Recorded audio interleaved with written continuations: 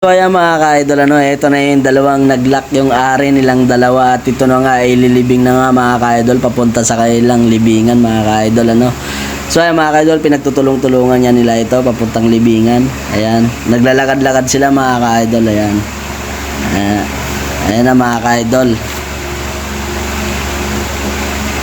Ayan.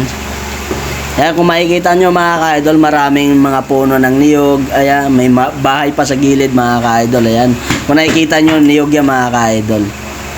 Ayan. So ayan mga ka-idol, at ililibing na mga ka-idol. Ayan, tinanggalan na. So ayan mga ka-idol, at ililibing na nga ito. Tinatanggalan na nga ng kumot mga ka-idol. Ayan.